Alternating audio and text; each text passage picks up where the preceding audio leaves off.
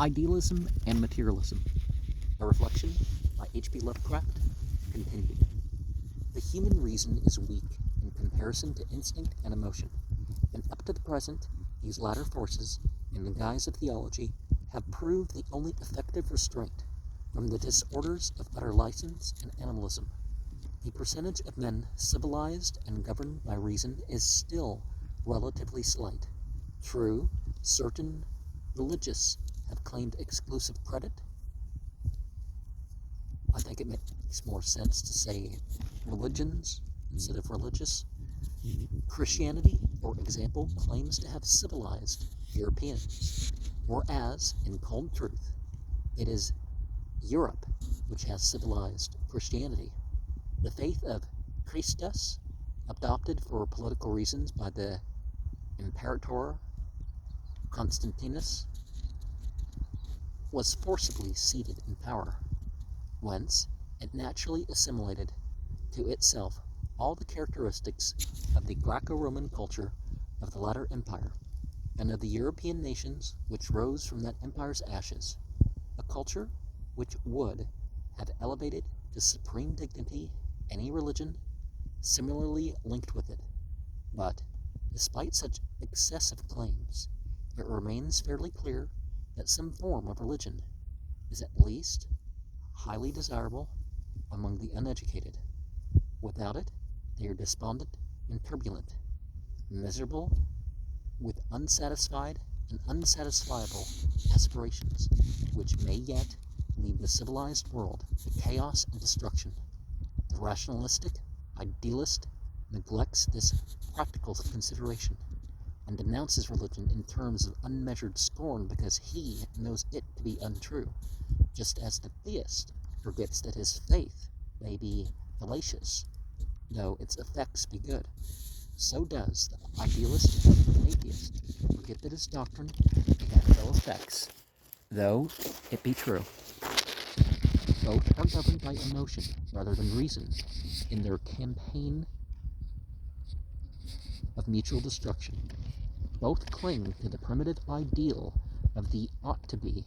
The rationalist is honest and therefore to be admired, but when he allows his relentless and idealistic hostility to fallacy to lead him into a destructive course, he is to be censured. He should not pull down what he cannot replace, and since a preponderance of obvious evidence is against the possibility of rational self-government for the masses, he should obey the practical judgment which forbids a gardener to saw off the tree limb in which he is sitting, even though it be dead and useless, save as a support. In his passionately intense and narrowly single-minded crusade against religion, the militant atheist shews himself as unbalanced and idealist as the Christian fanatic. Like the latter, he is following up one idea with febrile ardor and conviction, forgetting general conditions and the relative unimportance of truth to the world.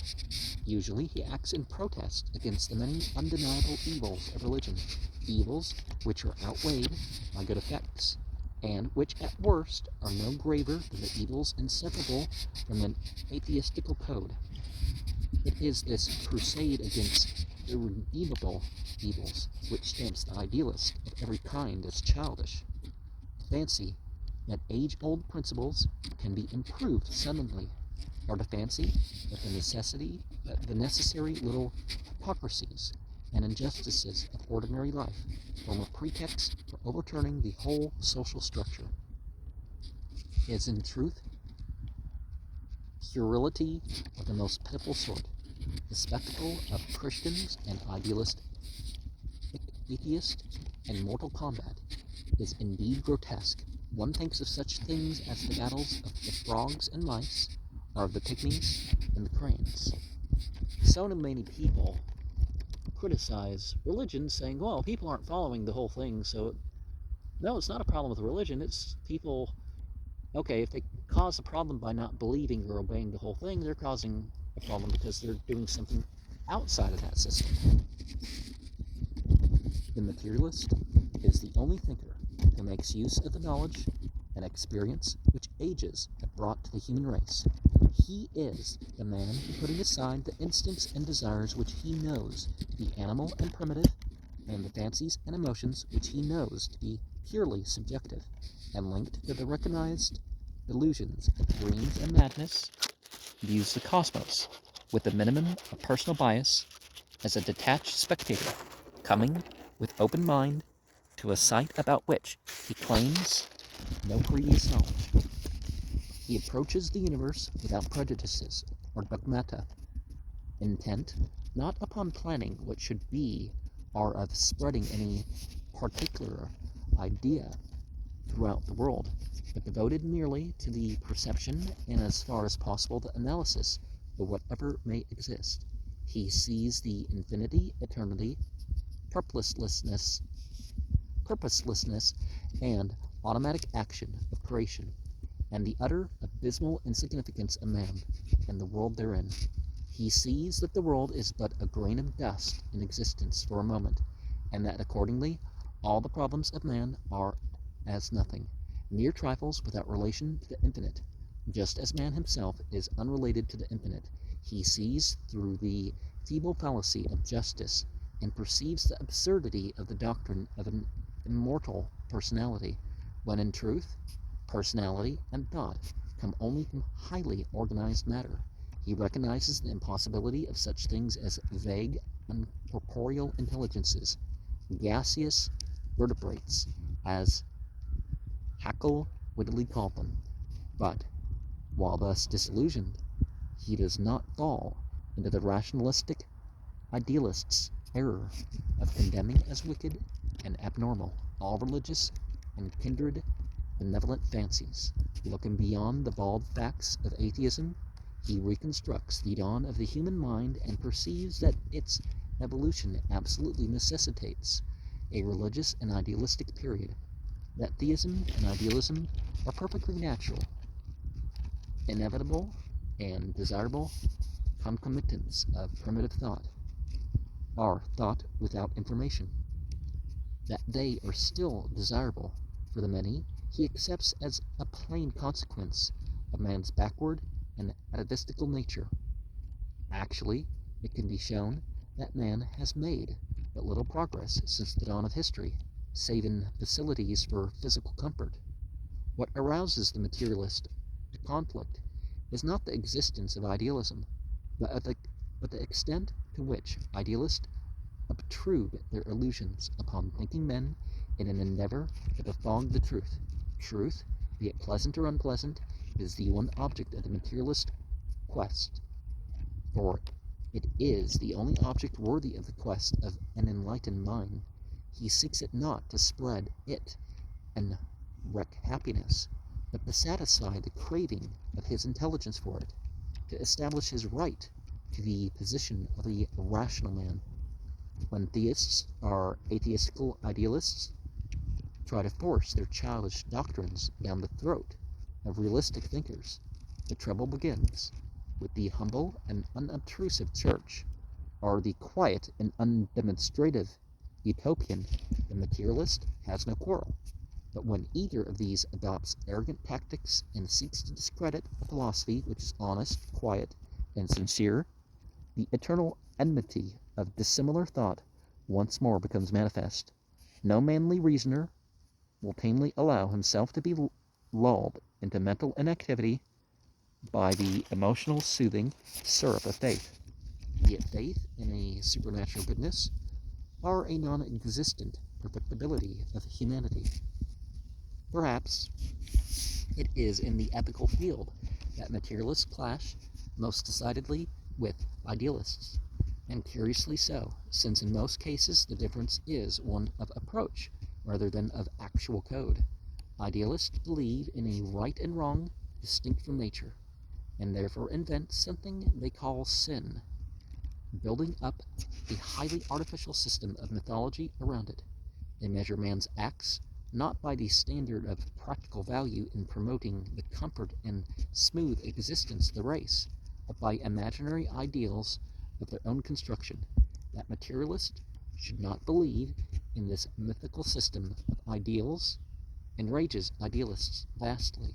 Yet, when both come to apply their codes of moral government, a surprising similarity is shown. The fact is that on the one hand, ideals are largely formed with nature as a pattern, whilst on the other hand, an efficient practical code of ethics must always demand a bit more than it expects. An harmonious and workable moral system must satisfy as many aspects of nature as possible and accommodate itself to the particularities of the age and place.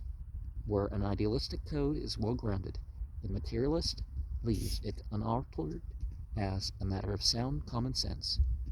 Where it is not, he consults nature, history, and good taste, and advocates a system most nearly in accord with these things. A study of history will show that the basic moral ideals of the white race have been but little affected by its beliefs. Some systems bring out certain virtues more strongly than others, and some conceal vices more cleverly than others, but the general average is about the same. Of course, practical enforcement is another matter, and here the sincere materialist concedes the palm to religion. Superstition is stronger than reason, and a code will best touch the masses if sustained by supposed divine authority. In the case of our own Anglo-Saxon code, no honest materialist would wish to cause any marked alteration. With a little less Sabbatarianism and exaltation of meekness, the existing system would be admirably suited to natural wants, and even these slight defects are now wearing rapidly away.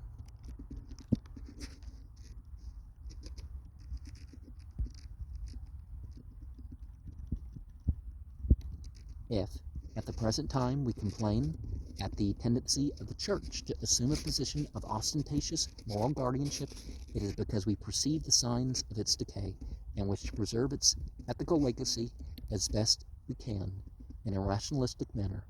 We do not wish to see faith and morals so inextricably intertwined that the latter will collapse with the former.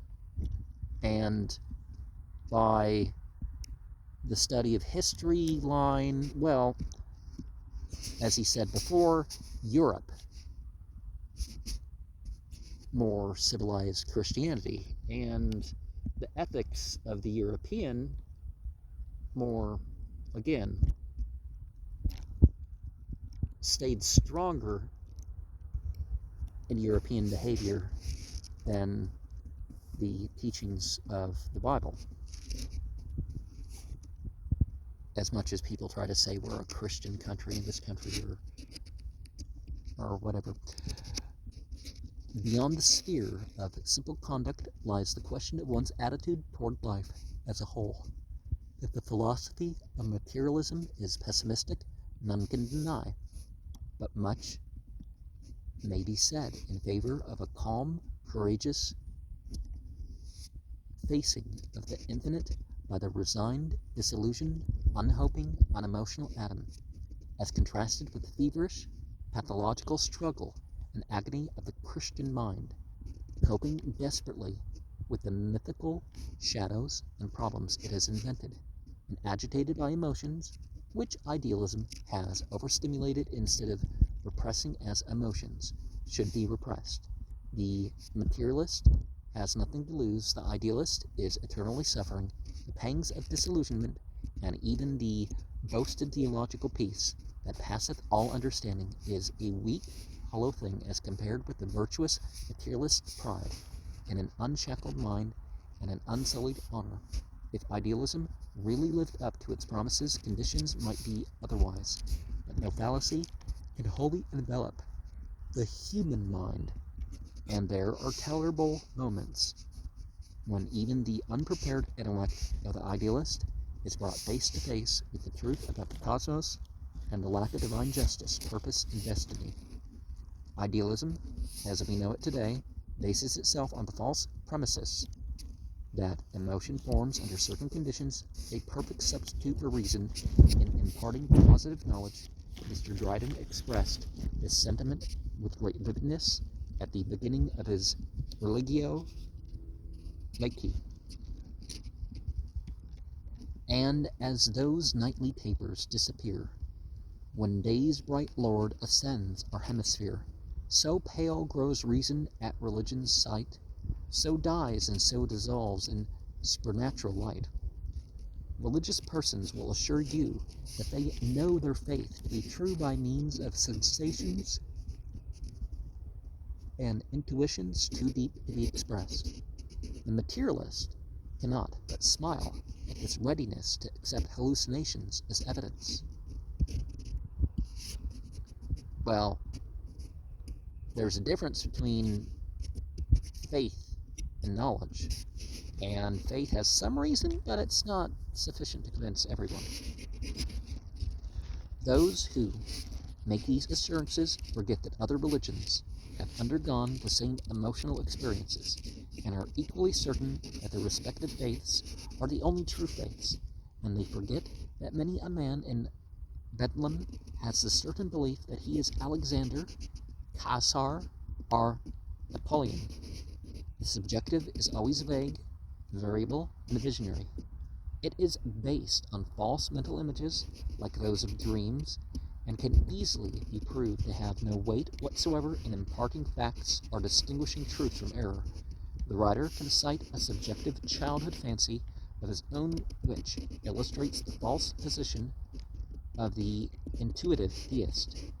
Though the son of an Anglican father and Baptist mother, and early accustomed to the usual pious tales of an Orthodox household and Sunday school, he was never a believer in the prevailing abstract and barren Christian mythology.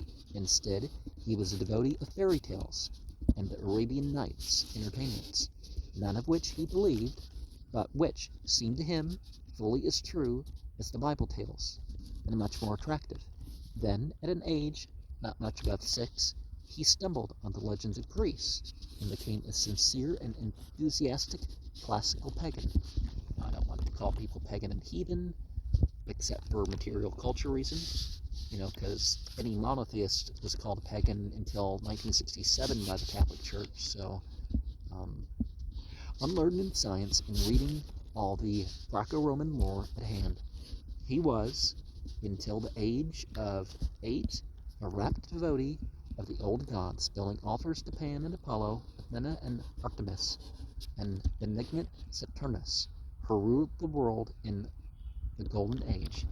And at times this belief was very real indeed. There are vivid memories of fields and groves at twilight, when the now materialistic mind that dictates these lines knew absolutely that the ancient gods were true. Did he not see with his own eyes, beyond the possibility of a doubt, the graceful forms of dryads half mingled with the trunks of antique oaks, or spy with clearness and certainty the elusive little fauns and goat-footed old satyrs who leapt about so slyly from the shadow of one rock or thicket to that of another? He saw these things as plainly as he saw the antique oaks and the rocks and the thickets themselves, and laughed at unbelievers, for he knew. Now he realizes that he saw these things with the eye of imagination only, that his devotion to the gods was but a passing phase of childish dreaming and emotionalism, to be dissipated with time and knowledge.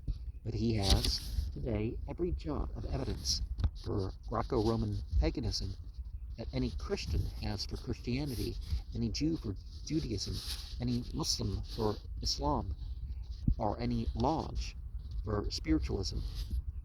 Well, looked at objectively, there are different degrees of good and truth in the different paths. But everybody has some reason, right? What mixture of crude instinct, desire, illusion, fancy, auto-hypnotism, delirium, and aesthetic fervor is the religious belief of the average theist? Much of the zeal he displays is undoubtedly derived from a perversion or modification of rather baser instincts, about which a psychologist of the Freudian type could speak more authoritatively than the writer. This very connexion betwixt religious and other emotion should be significant to the observer. It is the less thoughtful and more passionate man or race that possesses the deepest religious instincts, as we see in the case of the Negro. The colder and more highly developed mind of the European is the birthplace of materialism.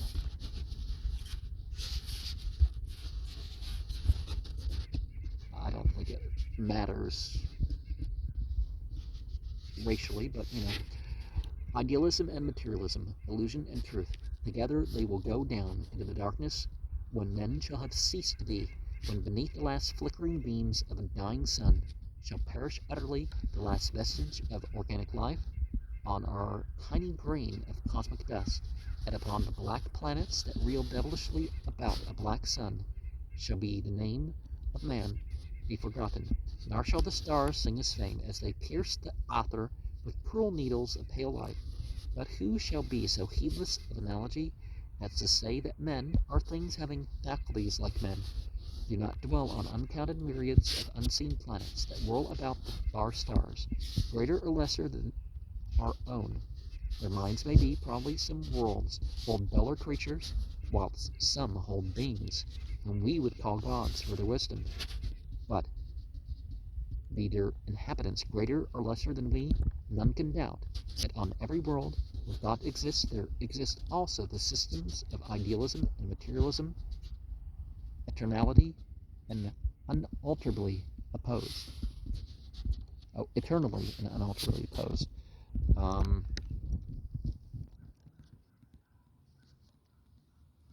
So